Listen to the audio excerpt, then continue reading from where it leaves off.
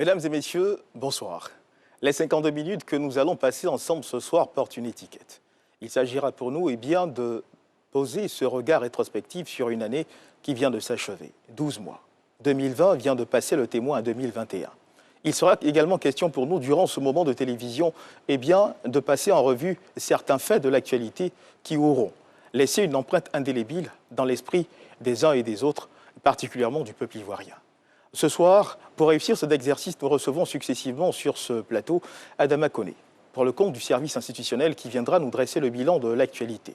Nous essaierons, devant l'abondance de cette actualité, d'aller à l'essentiel.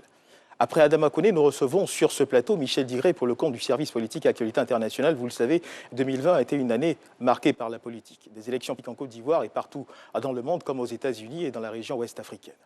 Après ce regard sur la politique, nous irons du côté de l'économie avec Lanciné Bakayoko, un des fins limiers de la rédaction de RTI 1 pour ce qui concerne l'économie. Et puis ce sera au tour de Serge Koléa de nous rejoindre sur ce plateau. Avec lui, nous parlerons de l'actualité sanitaire, sociale et également de ces bouleversements qui doivent intervenir en 2021. Nous parlons bien sûr de la TNT et bien sûr de la décision prise par le chef de l'État de supprimer les frais annexes en rapport avec le COGES. Du côté de RTI Info, nous recevons sur ce plateau Lansina Ouattara, le responsable de la page Les Vérificateurs, cette interface de la RTI conçue pour vous permettre de définir, d'éclaircir, d'établir la réalité entre la vérité et la fausse information.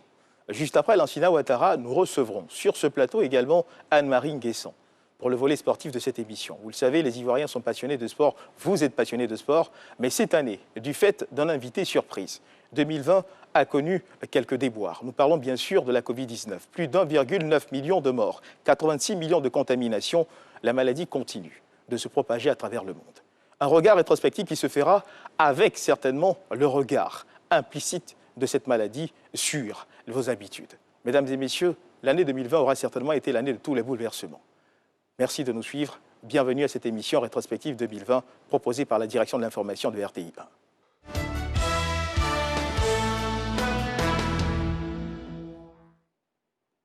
Malgré l'impact de la Covid-19, l'on a pu observer plusieurs réalisations en Côte d'Ivoire. Des routes, des ponts, des infrastructures économiques sont sorties de terre. Je vous invite à suivre l'ensemble de ces réalisations dans cet élément résumé par Viviane Haïma. 2020 aura connu deux événements historiques au plan national. Il s'agit de la visite d'État effectuée par le président de la République Alassane Ouattara dans le Moronou du 9 au 12 septembre et celle effectuée dans la Maraoué du 23 au 26 septembre. Deux événements historiques dans la mesure où ces deux régions à forte densité de peuplement et zones de grande production agricole n'avaient auparavant jamais été visitées par un chef d'État ivoirien en exercice. À la faveur de ces deux visites d'État, le président de la République Alassane Ouattara a apporté le progrès à ces deux régions, la mise sous tension électrique de quartiers, de villages, le renforcement de l'alimentation en eau potable des différentes villes de ces régions, le renforcement des infrastructures scolaires. Ces visites d'État dans le Moronou et dans la Maraoué étaient les dernières de la longue série des visites d'État entreprises par le président de la République Alassane Ouattara dès son accession à la magistrature suprême en 2011 dans l'intérieur de la Côte d'Ivoire pour promouvoir le développement dans tout le pays.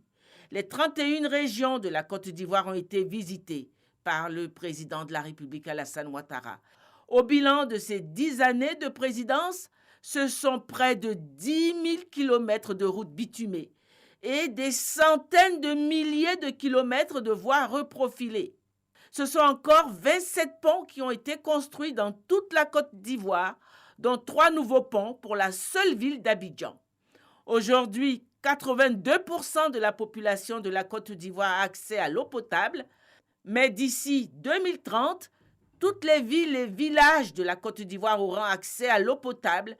C'est la promesse du gouvernement à travers son programme Eau pour tous. La production électrique a été renforcée par la construction du barrage de Soubré d'une puissance de 275 MW. Là encore, le gouvernement entend faire plus afin d'électrifier toute la Côte d'Ivoire, partant tous les hameaux, regroupant au moins 500 habitants. Alors Adama Koné, on vient de le voir dans ce reportage de Viviane Haïman, des infrastructures, des routes, des ponts. Que dire, n'est-ce pas, de toutes ces actions de développement qui ont pour cible principale la région de Côte d'Ivoire? Je dirais que c'est un choix stratégique de développement. Cela accompagne la politique d'occupation rationnelle du territoire, donc de développement spatial. Vous savez, il faut éviter le piège du développement des cités africaines où on assiste à une hypertrophie de certaines capitales au détriment des régions.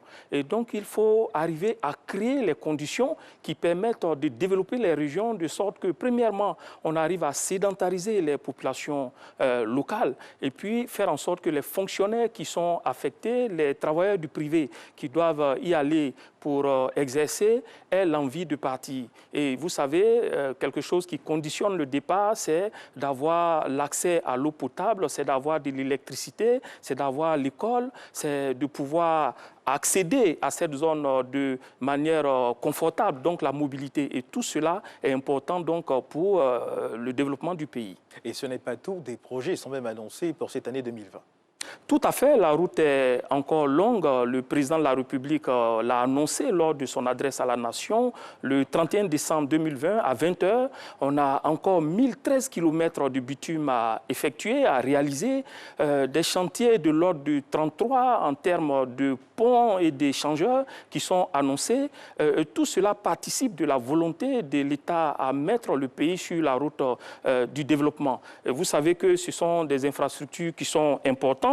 Lorsque on observe, on se dit il y a forcément des retombées qui sont visibles. Ces retombées, c'est quoi? C'est de regarder tout simplement le taux de pauvreté qui est passé de 55% en 2010 à 35% en 2020. Mais comment financer tous ces projets de développement? Où tirer les ressources pour? Alors, lorsqu'on veut financer des projets, on regarde d'abord ces ressources, donc les ressources locales, et on peut regarder aussi, on peut faire appel à l'extérieur.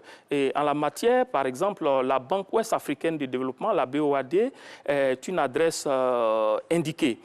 Vous savez, de 1973 à 2020, cela fait 47 ans exactement, les interventions de la Banque ouest africaine de développement, de la BOAD en Côte d'Ivoire, se sont élevées à 1229 milliards de francs CFA.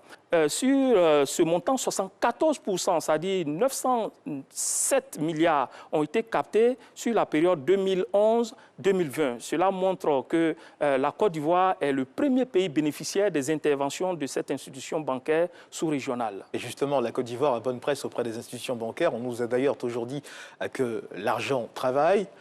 Alors cet argent, parce que vu qu'il est injecté dans des projets, comment cela se ressent-il dans la poche des Ivoiriens?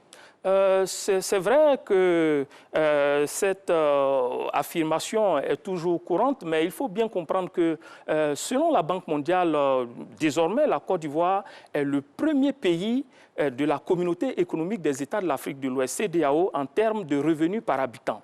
Ce revenu par habitant, qui était un peu plus de 1 200 $ est passé en 2019 à 2 886 $ par habitant.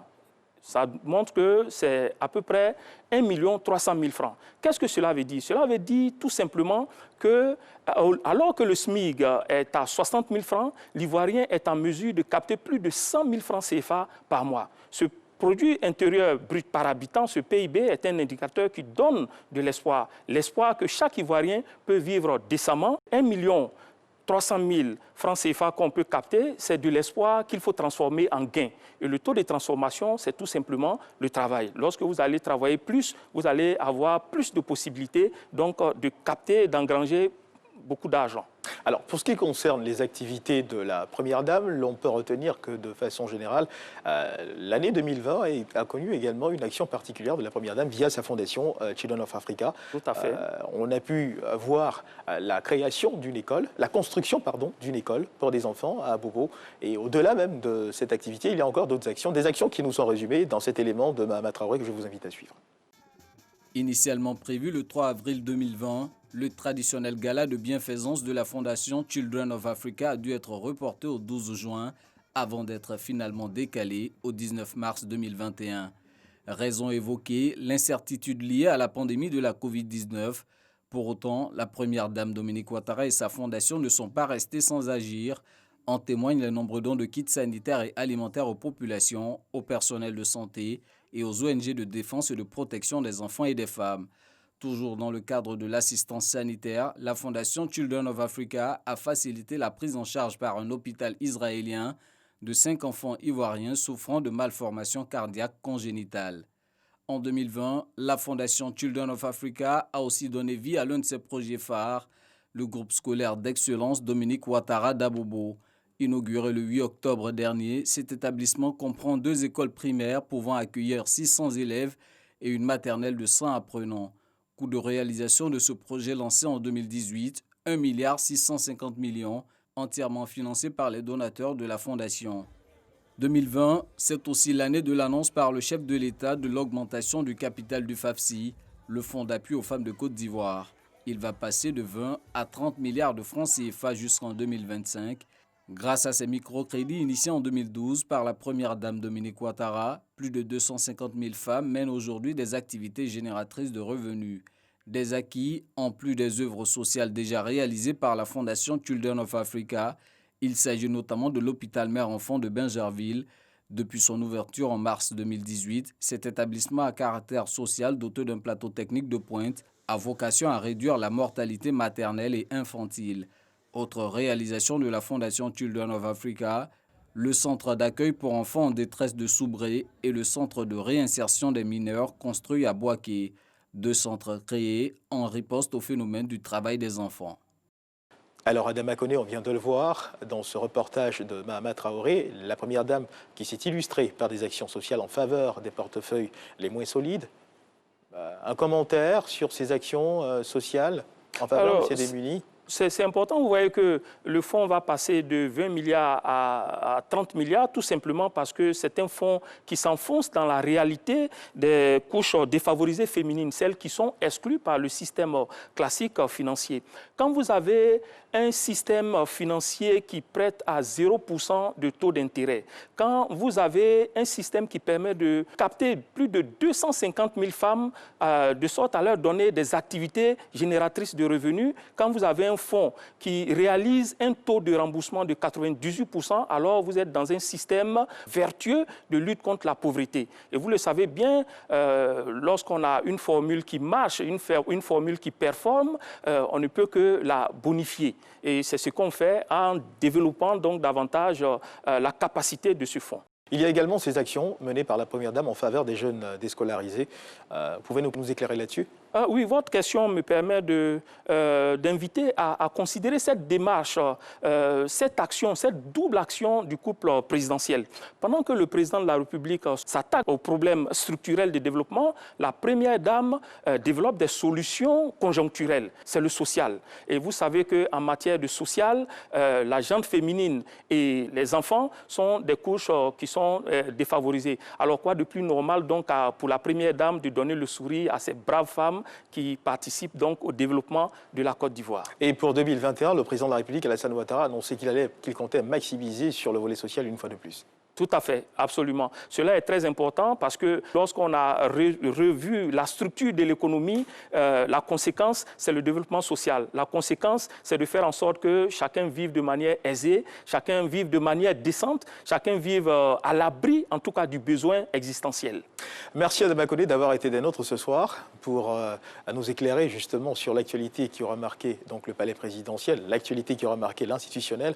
Bonne heureuse année 2021. Bonne année à vous, bonne année à toute la Côte d'Ivoire. Merci Adama Koné. Et nous recevons à présent Michel Digré, chef du service politique et actualité internationale.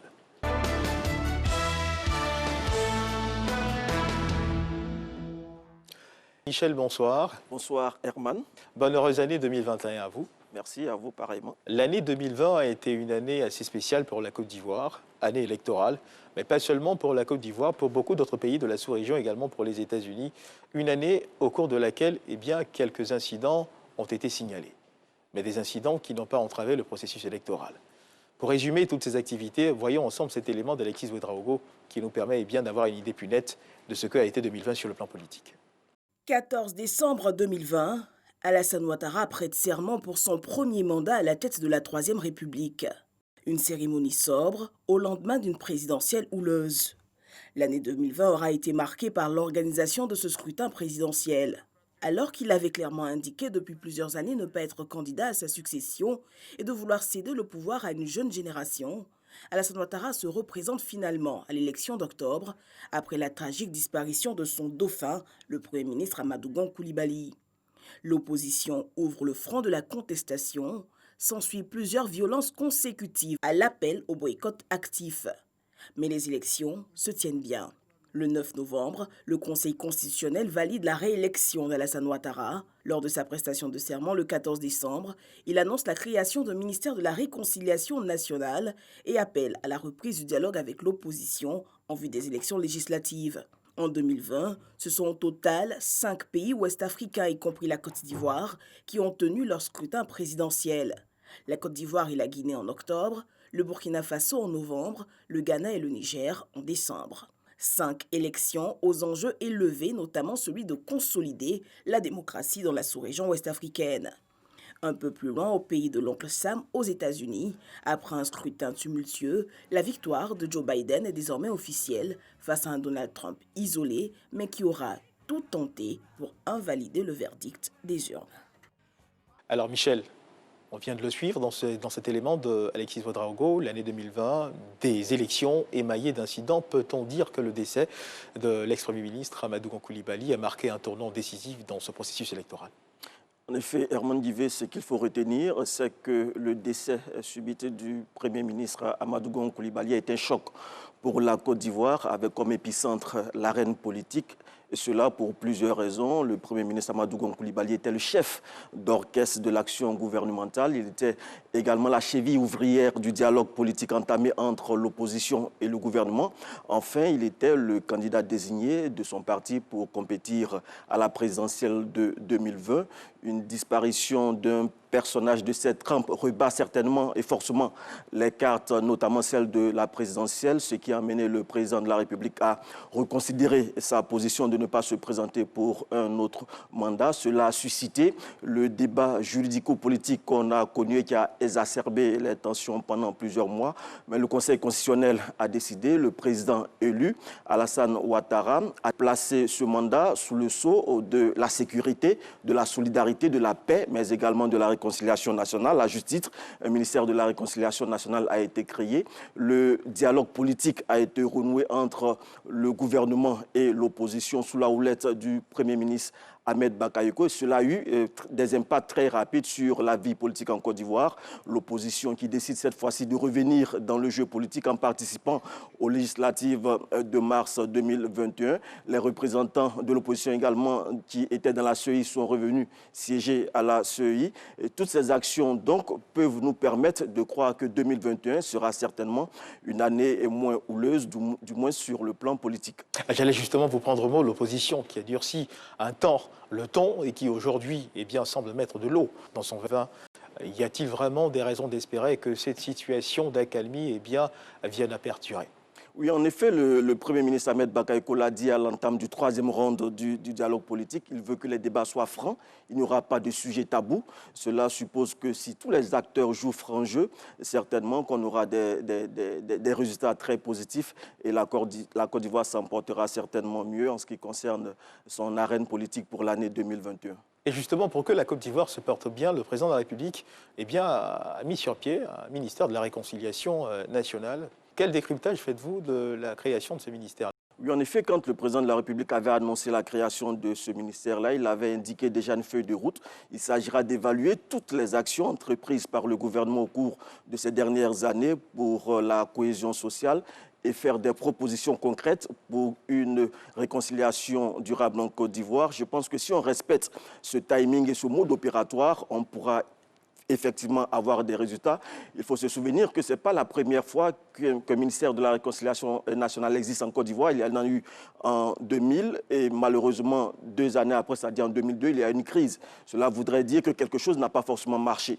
Et donc si on fait véritablement un diagnostic de ce qui n'a pas marché et un inventaire assez exhaustif de tous les conflits qui ont eu lieu en Côte d'Ivoire depuis 2000 ou au-delà jusqu'à 2021, certainement, qu'on pourra trouver des solutions pour un retour définitif de la paix en Côte d'Ivoire. Et puis justement, il n'y a pas, parlons d'élections présidentielles et législatives couplées, il n'y a pas qu'en Côte d'Ivoire qu'il y a eu des élections. Il y a eu des élections présidentielles au Burkina Faso, au Niger.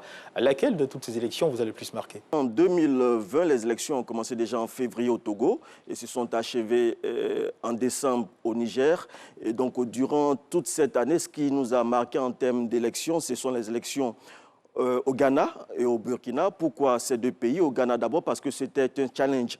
Le Ghana est considéré comme une nation à un niveau de démocratie assez élevé. Le Ghana s'est permis en 40 jours précisément de refaire sa liste électorale indépendante. 30 millions en termes de population, 17 millions ont été enrôlés. C'était un challenge à relever, ça a été fait. Ensuite, il s'agissait d'une élection couplée, c'est-à-dire législative et présidentielle. 275 sièges étaient à pouvoir. Le Ghana a réussi cette élection en 2 jours. Les résultats ont été proclamés. Et le seul bémol, c'est qu'il y a eu 5 morts dues à des contestations après l'élection. Mais c'est véritablement un coup de chapeau qu'a réussi le Ghana. Encore un peu plus le Burkina Faso, une élection apaisée, une campagne civilisée. Aucun mort, des candidats qui n'ont pas pu être dans le fauteuil présidentiel ont félicité leur adversaire, le président Roch Marc Kaboré, qui a été élu au suffrage universel. Je pense que le Burkina Faso entre par la grande porte dans les grandes nations de démocratie dans la sous-région ouest africaine.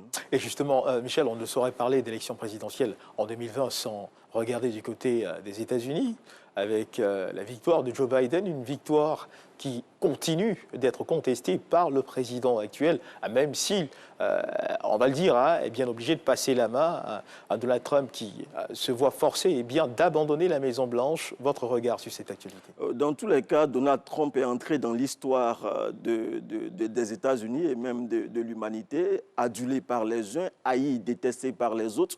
L'histoire retiendra que Donald Trump a été un président controversé. Mais ce qu'il faut retenir, c'est qu'il aura joué sa carte jusqu'au bout pour pouvoir conserver son fauteuil présidentiel. Malheureusement, le 20 janvier, Joe Biden sera investi. Mais on va encore retenir notre souffle parce qu'avec Donald Trump, on ne sait jamais ce qui peut arriver d'ici au 20 janvier. Et vous faites bien de le dire, on ne sait jamais ce qui peut arriver avec Donald Trump. Michel Digré, merci pour cette collaboration plus qu'édifiante. Vous nous avez permis de passer en revue ce qui a marqué l'actualité sur le plan politique en 2020. Bonne et heureuse année encore à vous et beaucoup de bonheur. Merci, bonne et heureuse année à toi. Je vous en prie. Après la politique, place à l'économie. On a pour coutume de dire, mesdames et messieurs, que quand l'économie va, eh bien tout va. Et nous allons en parler ce soir, essayer de passer à la loupe ce qu'a été l'année 2020 sur le plan économique, bien sûr pour la Côte d'Ivoire. Et pour ce faire, nous allons recevoir sur ce plateau Lanciné Bakayoko, l'un des fins limiers de la rédaction économique de RTI.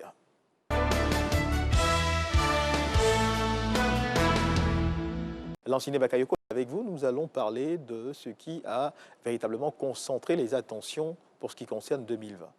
Alors, moi j'ai juste une question. Il y a un adage qui dit que quand l'économie va, tout va bien. Est-ce que vous confirmez? Exact, je confirme. Une chose est sûre, c'est que pour 2020, l'économie en Côte d'Ivoire a connu une régression du fait de la Covid-19. Et Jean-Louis Gbangbo revient là-dessus. Pour la première fois depuis 2011, la Côte d'Ivoire connaît une régression significative de sa croissance. En 2020, en effet, du fait de l'impact de la pandémie de Covid-19, la croissance pourrait chuter à 1,6%. Mais les autorités ivoiriennes tablent sur un rebond fort d'environ 7% dès 2021, ce qui en ferait l'économie la plus dynamique d'Afrique subsaharienne. En attendant, le pays doit faire face à la gestion des effets de cette crise sanitaire sur le secteur privé. Sur 250 milliards de francs CFA d'appui aux entreprises, seulement 15 milliards avaient été décaissés en octobre dernier, dont 956 millions de francs CFA pour 33 PME. Il n'empêche, les entreprises continuent d'apporter leur contribution à la réalisation des grands projets de l'État. Les travaux du 4e pont d'Abidjan connaissent un retard de 14 mois pour un taux d'exécution de 25%. Tout comme le pont de Cocody qui a un taux de réalisation de 19%. Après les grands travaux, l'agriculture, toujours dominée par l'or brun, le cacao. Le prix du kilogramme pour la campagne 2020-2021 a été fixé début octobre à 1000 francs CFA, le montant le plus élevé depuis 3 ans contre 825 francs CFA pour la campagne précédente. Cela équivaut à un soutien de 355 milliards de francs CFA en faveur des producteurs. Mais la campagne cacaoyère s'est ouverte sur une polémique. La Côte d'Ivoire et le Ghana ont accusé fin novembre les multinationales Hershey et Mars de refuser de payer la prime spéciale baptisée Différentiel de revenus décents DRD. Après une campagne médiatique inédite, le Conseil Café Cacao a finalement obtenu gain de cause. Autre motif de satisfaction, la Côte d'Ivoire a organisé avec succès les assemblées annuelles de la BAD qui ont vu la réélection d'Akinwumi Adesina à la tête de cette institution. Satisfaction et espoir également avec ce nouvel eurobond d'1 milliard d'euros au taux inédit de 5% émis par la Côte d'Ivoire, premier pays d'Afrique subsaharienne à lever des fonds sur le marché international depuis le début de la pandémie. Également, l'indice Mo Ibrahim 2020 où notre pays s'est classé 18e sur 54 en matière de bonne gouvernance. La Côte d'Ivoire faisait partie des 8 pays qui ont réussi à progresser dans ce classement. Lanciné Bakayoko, s'il y a un secteur qui a souffert de cette crise sanitaire, c'est bien sûr le secteur économique. Activité au ralenti, voire interrompue pour certains opérateurs économiques. Quelles ont été les grandes actions engagées par le gouvernement pour permettre justement à ces opérateurs économiques de souffler à nouveau? Eh bien, Herman Divé, dès l'apparition de la maladie en mars 2020, la Côte d'Ivoire a mis en place un plan de riposte de 1700 milliards de francs CFA. Les 1700 milliards de francs CFA, aussi bien pour le secteur social que pour le secteur économique. En ce qui concerne le secteur économique, c'est 4 fonds qui ont été dégagés. Un fonds de soutien aux grandes entreprises de 100 milliards de francs CFA, comme vous pouvez le voir sur le tableau. Un fonds de soutien aux PME de 150 milliards de francs CFA. Un fonds de soutien au secteur informel de 100 milliards de francs CFA. Et un programme d'urgence au bénéfice des filières agricoles et d'exportation de 300 milliards de francs CFA. Mais Herman, au jour d'aujourd'hui, la Côte d'Ivoire a décaissé 159 milliards de francs CFA au profit de l'ensemble du secteur économique, dont 50 milliards au profit des filières agricoles et d'exportation. Et vous avez pu remarquer dans le reportage de Jean-Luc Gbangbo, 15 milliards à la mi-octobre ont été décaissés en faveur des PME. Ce faible score est dû au fait des problèmes de structuration des petites et moyennes entreprises. La Côte d'Ivoire a mandaté l'agence Côte d'Ivoire PME pour aider, pour accompagner ces petites et moyennes entreprises pour être facilement éligibles à ces fonds. Un fonds d'urgence, il faut le rappeler, une action sociale du gouvernement sur le plan économique qui a été fortement saluée par ces opérateurs économiques. On a pu le voir au cours des reportages réalisés à cet effet. Oui, effectivement, ce programme, il était temps que ce programme soit mis au service des opérateurs économiques parce que c'est le secteur qui a été complètement ébranlé. Tous les outils de production étaient au point mort et donc ce plan est venu aujourd'hui donner un souffle nouveau à l'ensemble des opérateurs économiques qui aujourd'hui respirent plus mieux. Et puis Lanciné, une autre crise qui aura marqué le secteur économique en 2020, c'est bien sûr, permettez-moi de l'appeler ainsi, la crise du cacao. Voilà, la crise du cacao qui oppose la Côte d'Ivoire, le Ghana d'un côté aux multinationales du chocolat de l'autre, relativement au paiement du différentiel de revenus décent. Qu'en est-il exactement? Où est-ce qu'on en est aujourd'hui? D'abord, Herman, qu'est-ce que le revenu différentiel décent? C'est une prime spéciale que les chocolatiers doivent payer aux paysans pour améliorer leurs revenus. Alors, c'est le fruit d'un accord qui a été conclu en 2019 entre les chocolatiers et les organisations professionnelles agricoles pour augmenter leurs revenus. Cette mesure devait rentrer en application au cours de la campagne 2020-2021. Malheureusement, au moment d'engager les fonds, les chocolatiers se sont rétractés, ont refusé de payer ces ressources au profit des paysans. D'où le bras de fer qui a été engagé avec les organisations paysannes, bras de fer qui s'est soldé par la reddition pour être un peu plus élégant. Un des chocolatiers a accepté, notamment Hershey, qui a accepté de rentrer dans les rangs et de payer cette prime aux paysans. Malheureusement, il y a d'autres opérateurs, notamment Maersk, qui jusque-là traînent les pieds, mais les paysans continuent de maintenir la pression afin de les amener à respecter leurs engagements. Il faut dire que pour la Côte d'Ivoire, c'est près de 400 milliards qui sont en jeu. Et donc, la bataille en vaut la chandelle. Justement, et puis toujours parlons de l'actualité économique pour 2020. Il y a aussi le Brexit, la sortie de la Grande-Bretagne, de l'Union européenne, le Brexit. Un mot là-dessus, une sortie véritablement voulue qui a fini par connaître un aboutissement. L'accord a été conclu le 24 décembre dernier. Ça marque la rupture entre la Grande-Bretagne et l'Union européenne. Alors, comme tout divorce qui a ses mélancolies, ça a été un accouchement très difficile. Mais finalement, ils sont tombés d'accord sur un certain nombre de recommandations et un certain nombre de points qui aujourd'hui permettent à chacune des parties de voler pleinement et de pouvoir s'épanouir. Qu'est-ce que ça implique pour la Côte d'Ivoire? Alors, la Côte d'Ivoire a anticipé, puisque la Côte d'Ivoire a signé depuis le 15 octobre un accord de partenariat économique intérimaire, un peu sur le modèle de l'Union européenne. Aujourd'hui, par anticipation, la Côte d'Ivoire ne devrait pas être impactée par les conséquences du divorce entre Bruxelles et Londres. Donc un divorce qui ne nous touche pas directement, mais qui indirectement ne pourrait également pas avoir d'impact négatif dans nos rapports avec le Royaume-Uni, c'est ce que vous nous dites? Oui, bien sûr. La Côte d'Ivoire est un client important pour le Royaume-Uni.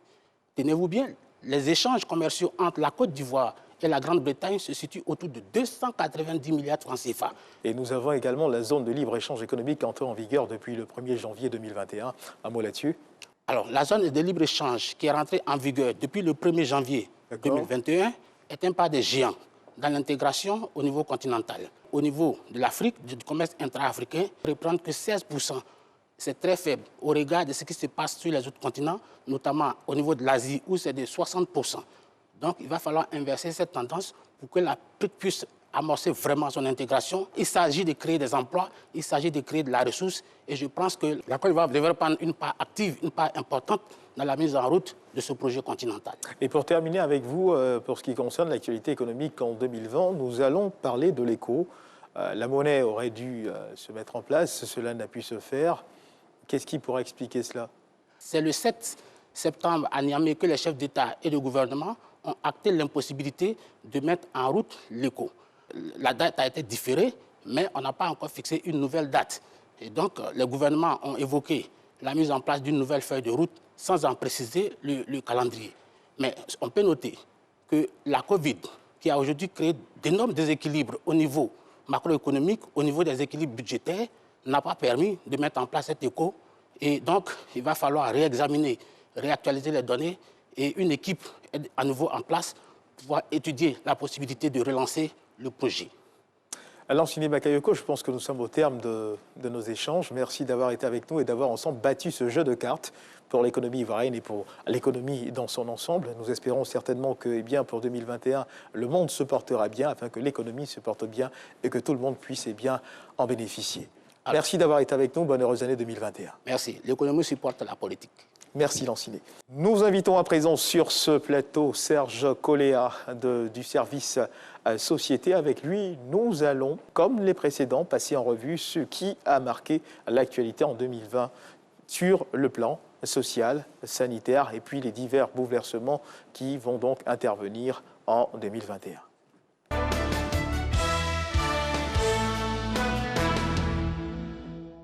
Serge Coléa, Super Ebony, merci d'être avec nous. Ce soir, vous parlez au nom du service Société. Avec vous, nous allons passer en revue 3 grands pans de l'actualité nationale, on va dire les choses comme ça, pour 2020, qui ont marqué l'actualité nationale pour 2020. Il s'agit de l'impact de la Covid-19. Il s'agit également de l'impact, on va apprécier ensemble de l'impact de la décision prise par le chef de l'État concernant la suppression des frais annexes COGES et puis de la TNT, la télévision numérique terrestre, de sa matérialisation, de son officialisation. Merci Serge d'être avec nous. Ce qu'il faut retenir, mesdames et messieurs, c'est que 2020 a été, comme nous le disions à l'entame de cette édition, une année marquée par la Covid-19. Un invité surprise qui aura bouleversé toutes les tendances, bouleversé tous les systèmes économiques, qui a réussi à faire ployer le genou au pays dit puissant. Mais heureusement, la Côte d'Ivoire a réussi à mettre sur pied un plan d'urgence pour faire face à la maladie. Voyons l'essentiel de ces actions dans cet élément de Salimata Dia. 11 mars 2020, le ministre de la Santé et de l'Hygiène publique annonce le premier cas de coronavirus en territoire ivoirien. En moins de 2 semaines, le pays se retrouve à 25 cas. La psychose s'empare de la population qui n'entend pas l'appel au port de masque et à la distanciation sociale, des mesures barrières jugées importantes. Au soir du 23 mars, le président de la République, lors d'une allocution télévisée, décrète l'état d'urgence, un couvre-feu et un confinement progressif des populations en Côte d'Ivoire. On note également la fermeture des frontières terrestres, maritimes et aériennes et la fermeture des lieux de rassemblement. Et surtout, l'isolement du Grand Abidjan. Le gouvernement espère ainsi circonscrire le virus actif à Abidjan, l'épicentre de la maladie. Le système sanitaire, très sollicité, est alors doté de moyens supplémentaires pour prendre en charge les cas nécessitant des hospitalisations, notamment en soins intensifs. 13 centres de dépistage Covid-19 sont installés dans le Grand Abidjan et plusieurs centres de prise en charge des malades aménagés. La stratégie, dépister, isoler et traiter. Le pic est franchi en juin et juillet avec 650 cas positifs. Cette hausse prévue est le résultat de la stratégie de dépistage ciblé. Mais d'un côté, la non-application des mesures barrières par les populations. On observera une décrue seulement à partir d'août. Des mesures sont alors allégées avec la reprise des rassemblements, mais la fermeture des frontières terrestres et maritimes est maintenue. Pour le gouvernement, cette nouvelle phase s'accompagne de la crainte persistante de voir l'épidémie reprendre. Ce fameux 11 mars 2020 qui a vu le premier cas de Covid en Côte d'Ivoire, on le sait, la psychose est née, et l'élément de Salimata Dia nous l'a rappelé. Mais peut-on dire qu'aujourd'hui la situation est sous contrôle? La Covid-19 s'est installée en Côte d'Ivoire, une pandémie, une maladie qui faisait déjà ses effets néfastes ailleurs, une surprise désagréable. En mars, on comptait déjà en quelques semaines 179 cas.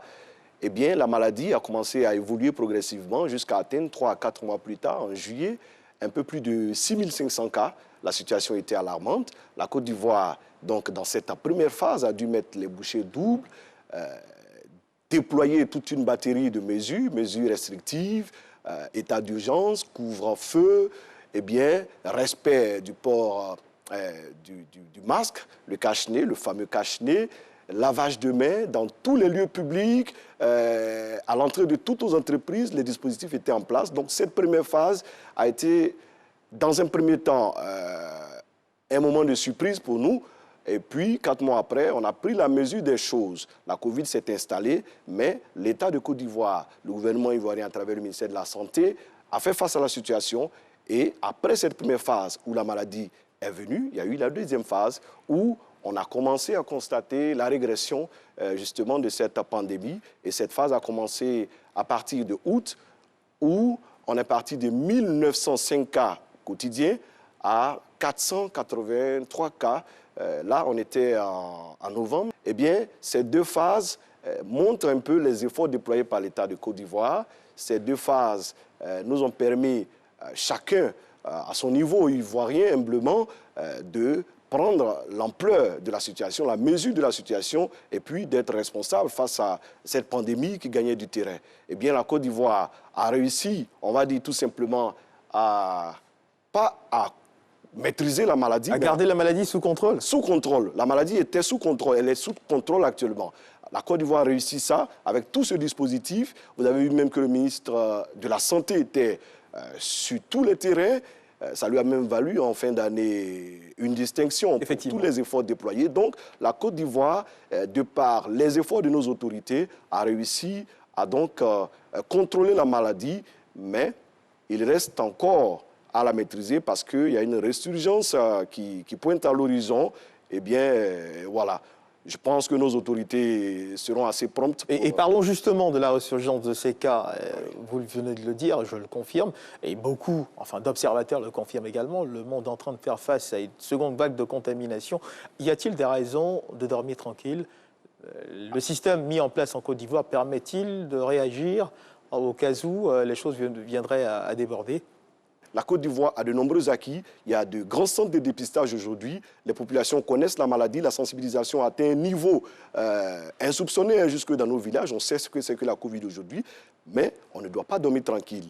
La situation au niveau du ministère de la Santé est donc suivie de façon vraiment assez très attentionniste. Donc on ne peut pas dire que la Côte d'Ivoire dort sur ses lauriers. On a une recette, on ne dira pas magique, mais une très bonne recette en Côte d'Ivoire qui consiste donc à dépister les cas critiques.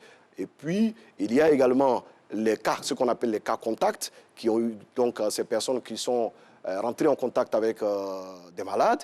Et puis, on a le traitement qui consiste donc à gérer les signes cliniques de la maladie. Et la Côte d'Ivoire, grâce à ce protocole, arrive quand même à faire face à la maladie. Et parlons de boulot et de dispositions prises. Le ministre de la Santé a annoncé qu'en avril 2021, les premières doses de vaccins seraient disponibles. Voilà. De quoi rassurer les Ivoiriens. De quoi rassurer les Ivoiriens. Voici encore une autre mesure essentielle qui montre que l'État de Côte d'Ivoire est très préoccupé par la situation des vaccins qui seront essentiellement orientés vers les personnes les plus exposées. Et même s'il est vrai que le gouvernement est a pris les mesures pour éviter que le virus ne se propage à une vitesse vertigineuse, il ne faut cependant pas oublier de continuer d'observer les mesures barrières. Ah oui, ça c'est une condition sine qua non. Si on veut éviter la maladie, eh bien il faut respecter les mesures et gestes barrières qui nous sont imposés depuis mars. Alors Serge, s'il est vrai que la Covid-19 trouble le sommeil de plus d'un, un autre sujet, lui, a troublé le sommeil des parents d'élèves pendant plusieurs années. Il s'agit bien sûr des frais annexes liés au COGES, les comités de gestion, et dans la décision que le chef de l'État a prise le 14 décembre dernier, la suppression de ces frais annexes. Mais avant de nous intéresser au fond du problème, eh bien, je vous invite à, ensemble, chercher à comprendre le fonctionnement, la naissance et les missions des COGES, avec Sephora Zeki.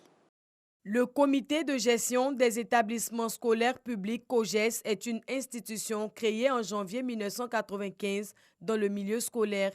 Il se veut être un cadre de rencontre formelle et permanente entre les acteurs et partenaires de l'école.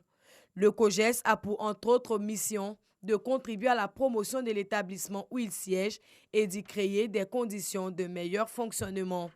Il est ainsi chargé d'aider à l'entretien courant des bâtiments, des équipements, à la sauvegarde du patrimoine et de l'environnement. Le comité de gestion des établissements scolaires publics a la charge de l'encadrement civique et moral des élèves et stagiaires. C'est aussi le COGES qui doit apporter des solutions aux problèmes liés au déficit d'enseignants et formateurs. Qu'il s'agisse de promotion et installation de cantines scolaires ou de l'hygiène et la santé en milieu scolaire, la tâche est confiée au COGES. Les missions ainsi énumérées, on constate que le COGES a un rôle primordial dans la vie d'un établissement scolaire public. Depuis sa création en 1995, le COGES rencontre des dysfonctionnements. À chaque rentrée scolaire, les frais annexes exigés aux parents d'élèves suscitent des grincements de dents, un problème récurrent qui interpelle le gouvernement. Lors de son investiture le 14 décembre dernier, le président de la République, son Excellence Alassane Ouattara, met fin au débat en supprimant les frais liés au COGES. Ces frais sont désormais supportés par le gouvernement et les collectivités. Avec cette décision, dites-nous, quel sera le rôle dévolu désormais au COGES? Deviennent-ils des coquilles vides?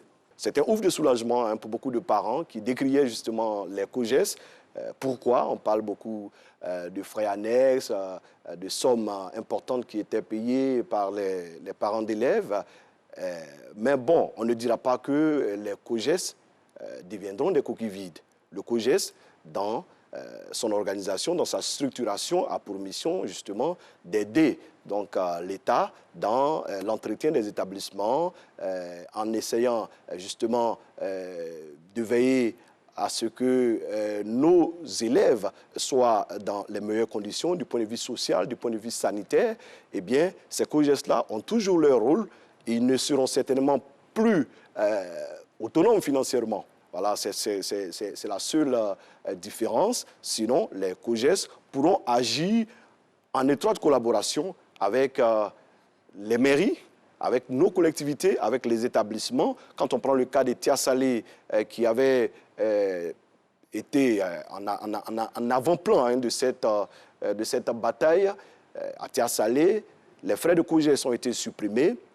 Les responsables de COGES, pour agir, doivent donc motiver leurs besoins qui sont soumis donc à la mairie, qui leur envoie donc des experts, donc fournisseurs, entrepreneurs pour expertiser et puis leur apporter justement ce qu'il faut. D'accord, mais est-ce qu'on a le droit de douter de l'efficacité de l'action de l'État via les collectivités? Est-ce qu'on a le droit d'en douter? Cette mesure que le président prend, elle ne, à mon avis, elle ne va en rien freiner l'organisation de COGES qui permet donc d'appuyer les établissements. Et il faut tout simplement dire que l'État, en déléguant donc, aux collectivités territoriales, aux mairies, qui donc travaillent de façon collaborative avec les COGES, pourront nous éviter quand même ces grincements de dents qu'on a toujours entendus. Alors, une chose est sûre, c'est que c'est un souci de moins pour les parents d'élèves. Tout à fait. Avec vous, nous allons également parler de la TNT. L'extinction du signal analogique était prévue pour ce 1er janvier 2021. Où en est-on aujourd'hui? Nous sommes engagés dans ce processus. À 60% aujourd'hui, au niveau territorial, la Société ivoirienne de télédiffusion avait prévu, 1er janvier, faire l'extinction. C'est-à-dire, quand vous suivez la RTI avec votre antenne ancien modèle, eh bien, vous n'aurez plus les programmes de la RTI avec 2 autres ou 3 autres chaînes qui se greffent à la TNT. Donc, la Société ivoirienne de télédiffusion a regardé. Voilà, on s'est dit qu'il faut donner un peu de temps aux téléspectateurs. Il faut multiplier les sites où on peut s'approvisionner l'antenne TNT ou bien le décodeur. Et ça sera fait dans les jours à venir parce que la société en charge de la question nous a donné toutes les garanties. Eh bien, ce petit répit-là va durer peut-être 1 mois, 2 mois, mais jusqu'en mars, je crois que on ne parlera plus d'analogique en Côte d'Ivoire. Justement, et juste pour terminer sur la question, c'est une question personnelle, vous en connaissez-vous des gens qui ont déjà leur équipement TNT? Ben, oui, mais j'ai plutôt vu des équipements TNT à l'intérieur du pays. À Abidjan, pas vraiment, mais j'ai des amis à Boaké, par exemple, qui ont tout l'équipement TNT et qui suivent les programmes de la RTI, RTI 1, RTI 2, RTI 3 et 3 autres programmes privés gratuitement, sans abonnement, à partir donc de l'antenne TNT. Merci à vous, Serge Koléa. Avec vous, nous avons passé en revue 3 éléments importants qui auront marqué l'actualité en 2020. Bonne heureuse année 2021. Merci. Bonne heureuse année à toute la Côte d'Ivoire et que la paix règne dans notre pays. Et faisons front pour faire barrage à la Covid-19. Serge Koléa, qui, rappelons-le, a conduit une caravane de la paix. Merci à vous, Serge Koléa, et merci d'avoir été avec nous sur ce plateau. Nous recevons à présent Lansina Ouattara du service RTI Info, les vérificateurs de l'information. Ouais.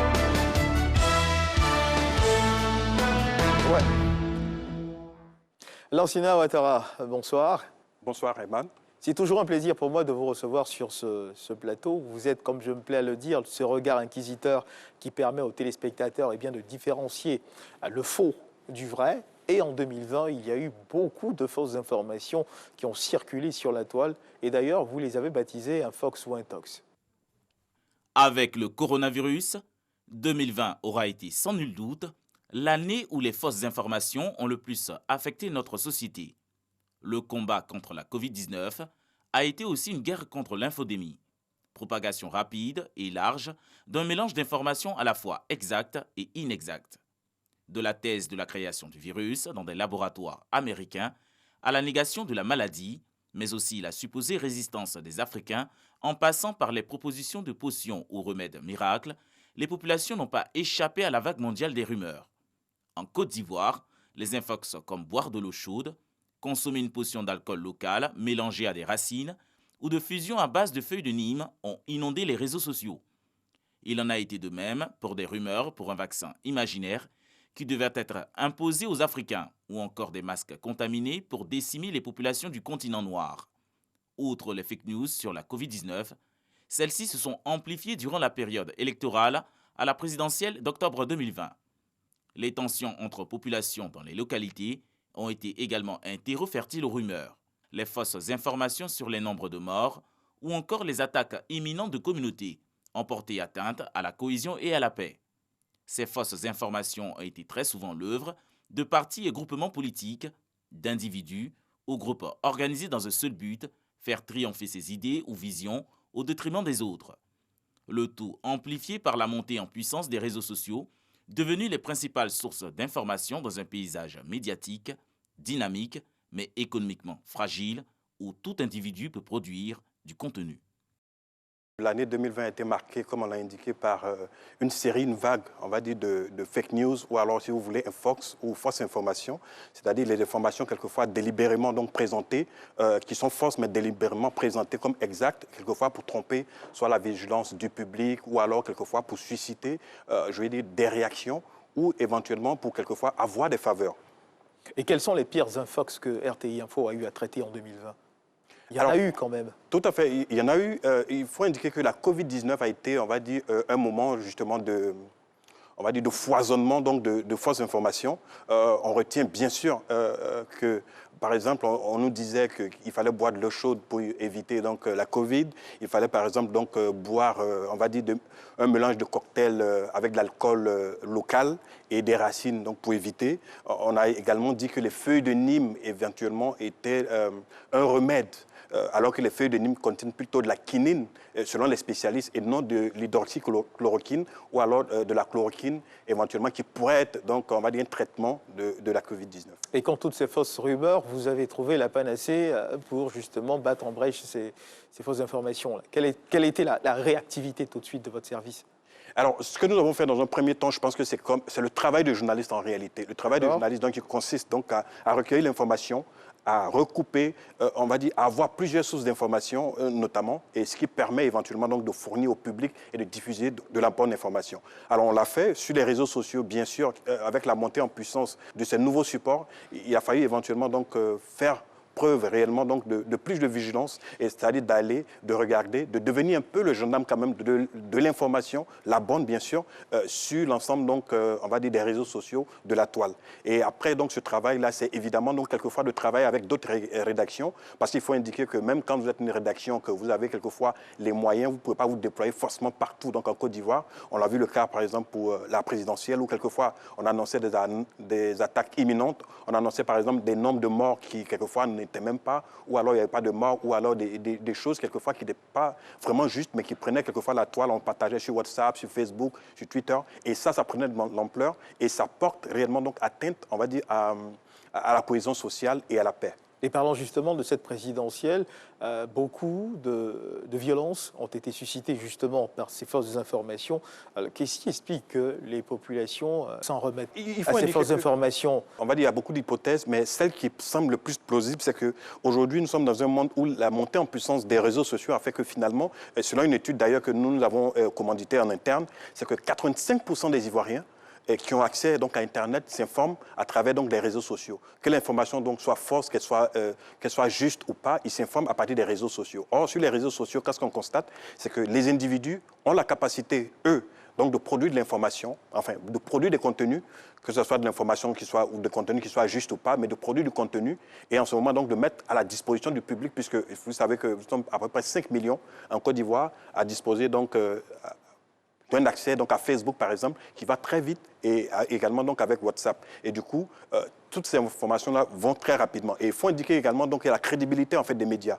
Tant que les médias ne sont pas assez crédibles, c'est que les individus auront plus confiance quelquefois aux informations qui sont vues sur les réseaux sociaux que quelquefois dans les médias qui tardent quelquefois à faire on va dire le recoupement de l'information, à plutôt confronter les sources avant de diffuser au public. Alors Lancinet, est-ce qu'il est aisé de procéder à ce regard inquisiteur que vous faites chaque jour quand on regarde le flux d'informations qui vient sur les réseaux sociaux? Comment vous vous y prenez? Parce que est-ce qu'il n'y a pas des moments où vous êtes un peu dépassé par les événements, parce qu'il y a tellement de choses qui circulent sur Internet? Comment vous vous y prenez pour justement toujours tenir dans la droite mesure? Alors, ça reste assez difficile. Il faut savoir que la vérification d'informations, comme on l'appelle fact-checking, on va dire c'est une activité journalistique, bien sûr, mais c'est tout à fait chronophage et c'est un dispositif, quelquefois, c'est un dispositif qui s'accompagne et du traitement éditorial de l'information, mais également, donc, il faut disposer d'outils techniques, etc. et tout ça. Éventuellement, donc, c'est des moyens et c'est pour ça je pense que pour moi, et on a essayé quand même de le faire en Côte d'Ivoire, il faut faire travailler, en fait, ensemble, quelquefois des rédactions, quelquefois des journalistes ensemble, qui sont soit issus de radio, de télévision, du public ou du privé, pour réellement, donc, faire barrage et c'est ce qu'on essaie, donc, chaque jour de faire. Nous, avec les vérificateurs, on l'a commencé. Ça reste donc bien sûr, à l'échelle nationale ou alors même quelquefois internationale, ça reste encore quelque chose qui n'est pas assez ancré, mais on pense que réellement, donc, avec le temps, on a la possibilité donc, de travailler à cela, mais c'est surtout donc, la synergie donc, de l'ensemble des actions, donc des médias, des journalistes, et c'est quelque chose d'essentiel. Et parlons de fact-checking, on a vu au cours de l'année 2020 certaines capsules que vous avez réalisées pour justement interpeller sur de fausses informations qui circulaient sur la toile. Merci d'avoir été avec nous également ce soir pour permettre aux téléspectateurs de revisiter ce qui a marqué à l'actualité sur la toile et surtout l'action que vous avez eu à accomplir au cours de l'année 2020 pour le compte de votre service. Bonne heureuse année 2021 à vous. Merci Eman, bonne année. Anne-Marie Nguessan que nous recevons, mesdames et messieurs, ici et maintenant.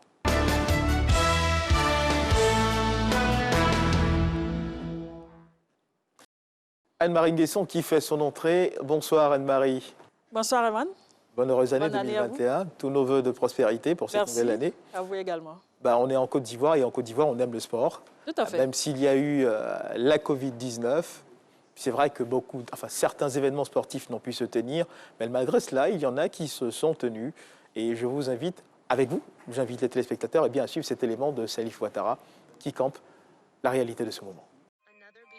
Dans un stade archi-plein et une ambiance bon enfant, le stade olympique d'Ebimpe, d'une capacité de 60 000 places assises, a ouvert ses portes le 3 octobre 2020. Témoins de cet événement, les fédérations et associations sportives ivoiriennes représentées dans les tribunes, un parterre de ministres, des diplomates dont l'ambassadeur de la Chine et le chef de l'État Alassane Ouattara. L'autre fait qui a marqué l'actualité sportive ivoirienne est le processus électoral à la Fédération ivoirienne de football. Lancé depuis le mois d'août 2020 par la mise en place d'une commission électorale, le processus n'a pu aboutir. Mésentente des membres de la commission électorale sur le nombre de candidats retenus. Immixtion de la FIFA dans le processus électoral sur demande de la maison de verre de Treichville. Audition par la FIFA des différents membres de la commission électorale. Saisine du tribunal arbitral du sport par la FIFA. Dernière saison de cette longue série, la FIFA décide de mettre en place jusqu'au 31 décembre 2021 un comité de normalisation à la FIFA afin de reprendre tout le processus électoral. Sur la scène africaine, un autre feuilleton a également fait les choux gras de la presse sportive. L'affaire Ahmad Ahmad, du nom de l'ex-président de la Confédération africaine de football. Après des mois d'enquête, le conseil de discipline de la FIFA a suspendu le 23 novembre 2020 le patron du foot africain pour une durée de 5 ans pour fait avéré de corruption. La Covid-19 a également endeuillé le monde sportif.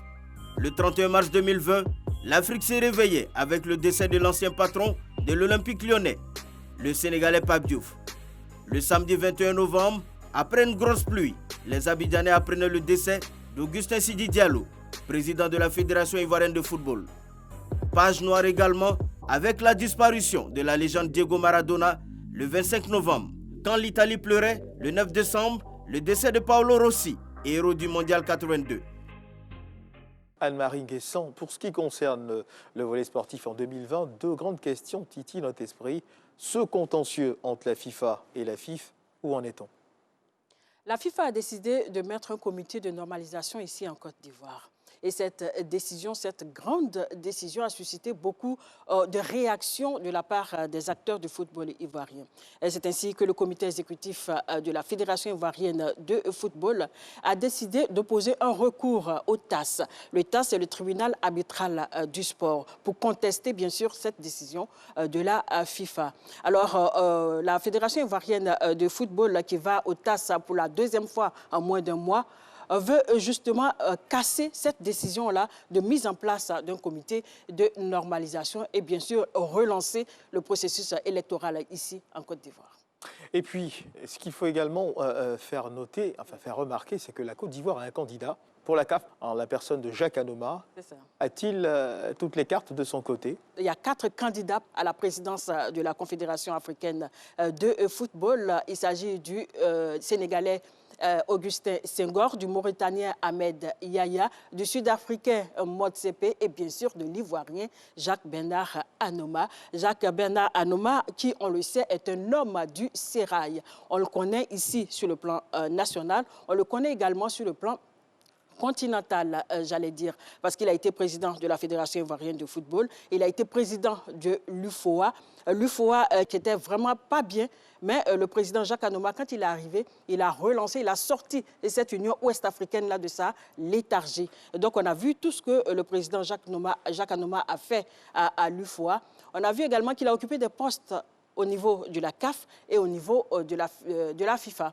Actuellement même, il est médiateur pour les présidents au niveau de la CAF et au niveau de la FIFA. Donc, il a une expérience avérée en matière de gestion managériale de cette structure de sport. On l'a vu ici avec la FIF, on l'a vu également avec l'UFOA. Donc, il a toutes ses chances, je dirais, de pouvoir aller crânement à cette élection-là. Le président Jacques-Bernard Anouma a le soutien de l'État ivoirien, du chef de l'État, du gouvernement ivoirien, de tout le mouvement sportif ivoirien. Il a le soutien de toutes ces entités-là. Donc, et puis, la diplomatie ivoirienne s'est mise en marche pour pouvoir agir. Donc, le président Jacques Anouma, qui veut servir, qui veut se mettre au service du football africain, entend bien sûr rencontrer ces présidents de fédérations africaines. Il entend également échanger avec eux, les convaincre de sa vision pour cette candidature-là, pour ce poste de président de la Confédération africaine de football. Et on espère qu'il va pouvoir y arriver. Sa vision, toute sa vision sera déclinée après le 12 janvier, parce que le 12 janvier, très prochainement, ça sera la date de validation des candidatures.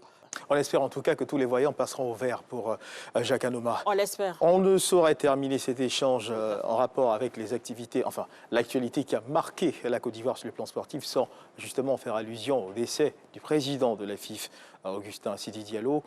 Comment cette disparition a été vécue par les passionnés de sport en Côte d'Ivoire? Ça a été, je dirais, une grosse perte pour tout le mouvement sportif ivoirien, parce que le président Augustin Sidi Diallo, c'est un homme de grande valeur qui a apporté beaucoup au football national.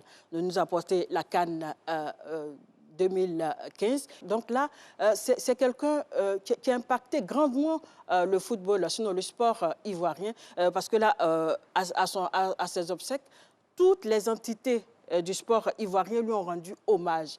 Là, qu'en sera-t-il de l'après Sidi Diallo? La question reste posée parce que ça sera difficile au fait de relancer le sport, mais il va falloir le faire parce que la vie est continue. Donc on espère que le comité exécutif qui va venir bien sûr après la mise en place de cette normalisation-là va pouvoir relancer le football ivoirien. On attend que ça. Et comme vous l'avez dit, la vie continue et 2021 nous le dira. Merci Anne-Marie Nguessan d'avoir été avec nous, mais vous restez sur ce plateau. Nous avons choisi de conclure cette émission en beauté. Voilà. Je voudrais donc inviter l'ensemble des journalistes, présents dans ce studio à nous rejoindre ici, dans le strict respect des mesures barrières pour ensemble souhaiter une bonne et heureuse année 2021 à nos téléspectateurs. Je vois Serge Koléa qui s'avance. Serge Koléa, je vois Lanciné Bakayoko, je vois Abou Sanogo, notre spécialiste des questions sécuritaires, qui s'avance. Il y en a encore, qui sont là. Venez, approchez. Avec ces quelques membres de la rédaction. Mesdames et messieurs, nous voulons vous souhaiter une très bonne et heureuse année. Et nous avons du champagne, Apportez-nous la bouteille, nous allons l'ouvrir et puis souhaiter à notre façon, une bonne heureuse année en 2021 à chacun des téléspectateurs. Merci de nous suivre et de rester fidèles au programme de RTI 1. Je pense que nous allons au Kambawa, Godefroy Okambawa qui nous rejoint ici. Merci Godefroy d'être avec nous également. Allez, bonne heureuse année. Bonne heureuse année à tous les Ivoiriens, à tous les téléspectateurs. Merci de rester fidèles au programme de RTI 1. Bonne heureuse année 2021. Allez, à chacun sa coupe. Un peu de champagne. Merci. Merci à la direction des journaux d'information, à l'ensemble des journalistes, à la direction générale de la RTI qui a permis la réalisation de cette émission. Bonne heureuse année 2021 à vous.